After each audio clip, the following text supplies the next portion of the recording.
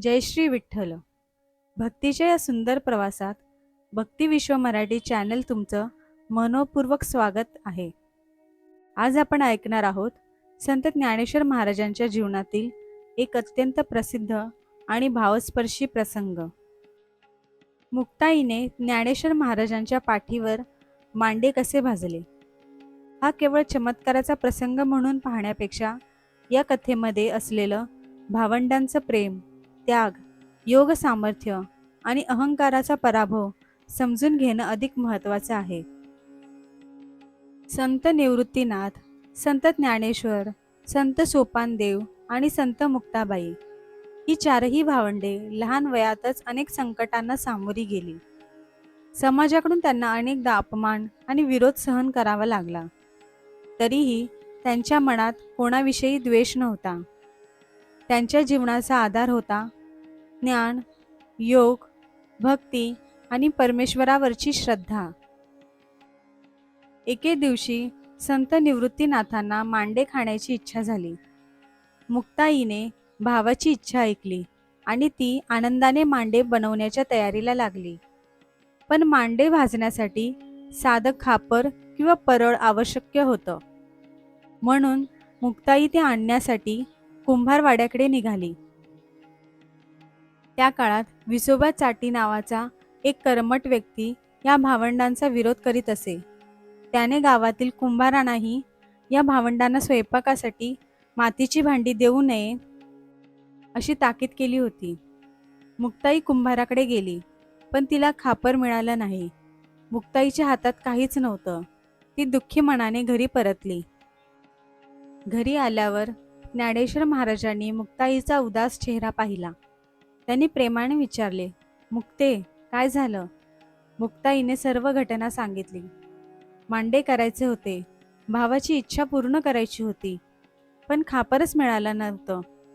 मुक्ताईच्या मनात एकच दुःख होतं, दादांची इच्छा मी पूर्ण करू शकले नाही.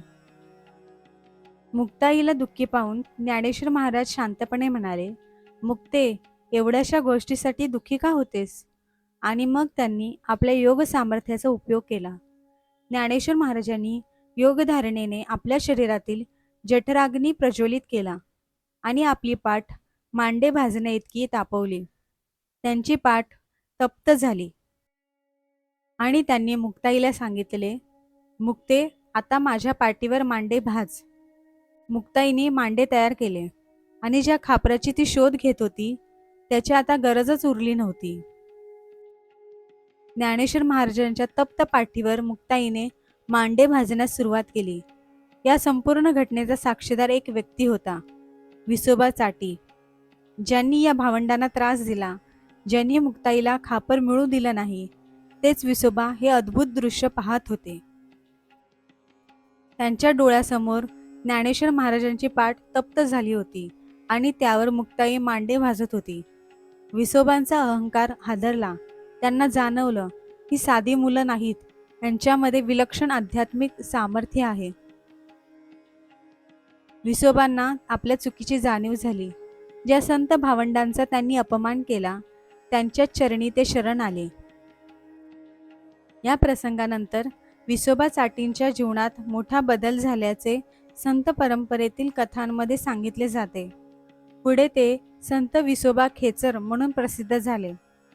संत परंपरेत विसोबा खेचर हे पुढे संत नामदेवांचे सद्गुरू झाले अशी ही परंपरा सांगते.